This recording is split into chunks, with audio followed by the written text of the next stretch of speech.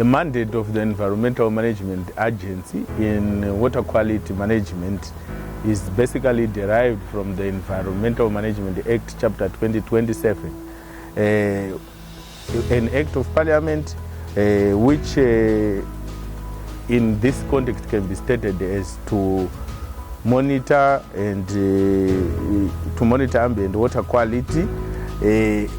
The EMA, the Environmental Management Agency, is responsible for generating information that informs the nation on the quality of its water bodies, all of its water bodies. And this is as stated in the Environmental Management Act.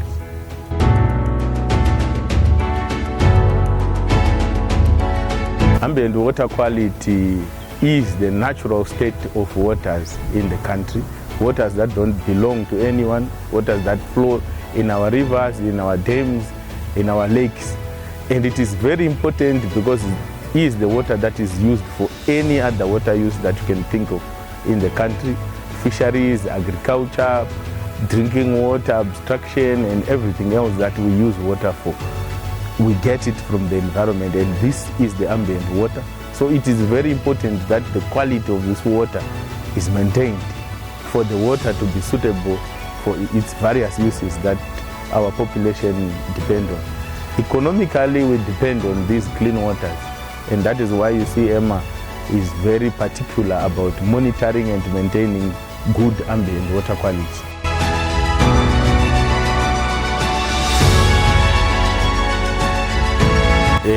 We have various parameters or indicators for water quality.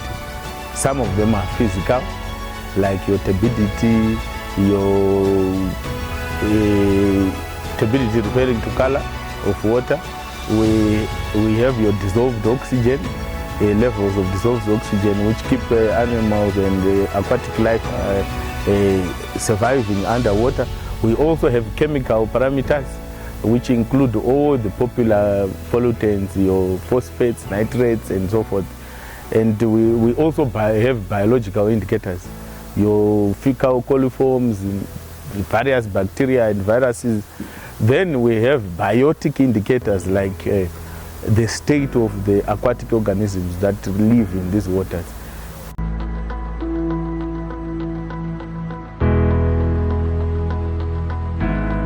In Zimbabwe, the major sources of water pollution are our urban centers.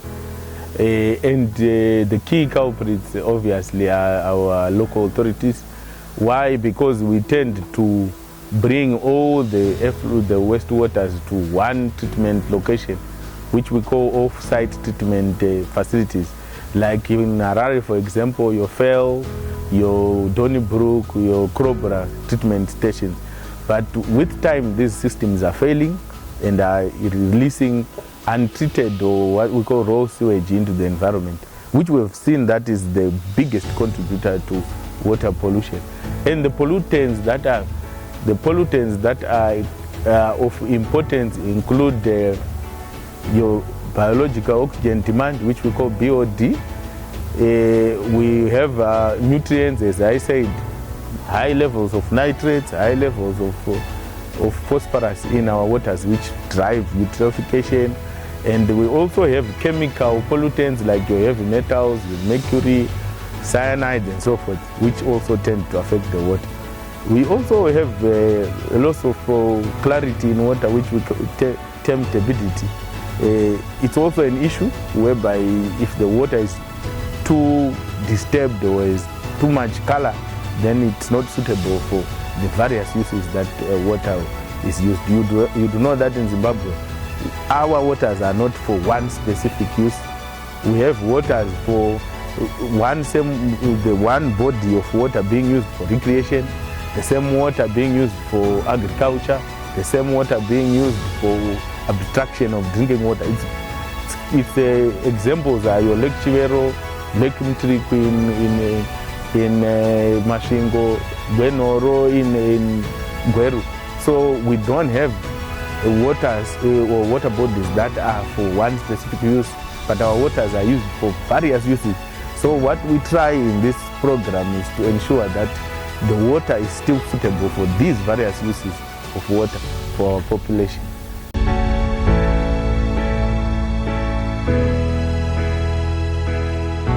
Currently, Zimbabwe, we are in the process of developing our first set of ambient water quality standards.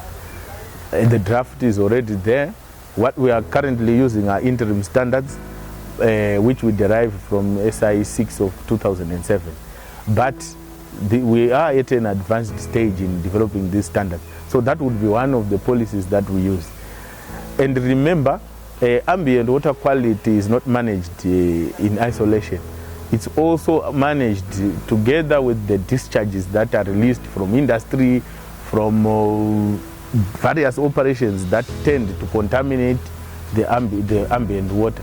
So we have SI 6 of 2007, which regulates the licensing, the management of effluent, which then is done in turn to protect ambient water.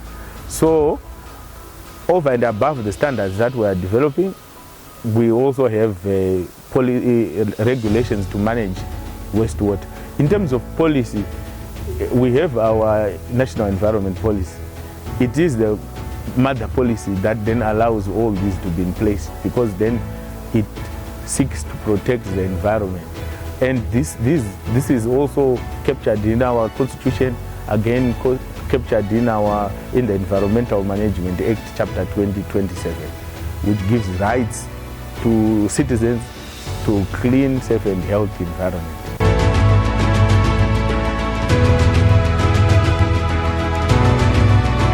That the custodians of ambient water are the communities. They are the people who interact with these water bodies. They are the people who are the watchdogs for EMA. You know, the Environmental Management Agency doesn't own any part of the environment, except here where we are at our offices. But out there, the environment belongs to the people. And it is the people who are the watchdogs who see that there is a problem with our water. So the communities, one of the things that they do the most is to report any issues they see with water, any changes they notice in their water, they report to EMA. Then EMA will go, we collect samples, we investigate. Then we see if there is prosecution to be done for polluters. We do that. And we cannot do this job without communities. And that's why it is very important for communities to know and to participate in this, because they are the custodians of these resources.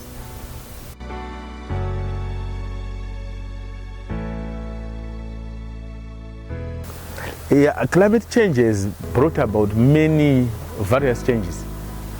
For example, this year, the southern parts of the country received quite substantial rain from October all the way through to February. And all the dams, all the river systems in the southern part of the country are still in flood as we speak. And what does that do? It improves connectivity. Remember, water is not managed in isolation, as I said before. We have a system that we also manage together with other countries. For example, I'll give you for the Limpopo River. We do manage that river system together with the 4 riparian states that are in the Limpopo Basin. So our interest is for the connectivity of this system to enable the aquatic organisms to then migrate and up and down. So down there this year, where they've received a lot of rain, we expect this connectivity to have improved. Water quality to have improved due to dilution, because the more rains we get, the more dilution of pollutants happens. But the situation is different up here in the Manyame catchment, in Harare and areas around this area, where the rains haven't been so much. Lake Chiwero, for example, hasn't even spilled this year. So what does that do? That scarcity of rain tends to concentrate pollutants. We actually expect the lake to be in a worse off state this year than last year, because it has had minimal inflows, has not purged any of the pollutants. So as you can see, climate change changes the distribution of rain and affects how dilution of this rainfall these water systems happen, and then in some places brings too much rain, which can even destroy dams and then impact the same system, increase erosion, change the morphology of rivers, and affect how aquatic organisms exist. In some instances, it causes the rains to be so scarce that the rivers dry up and aquatic organisms die, pollution concentrates, and then problems become much more visible than normal. So it's very divergent, but it really affects.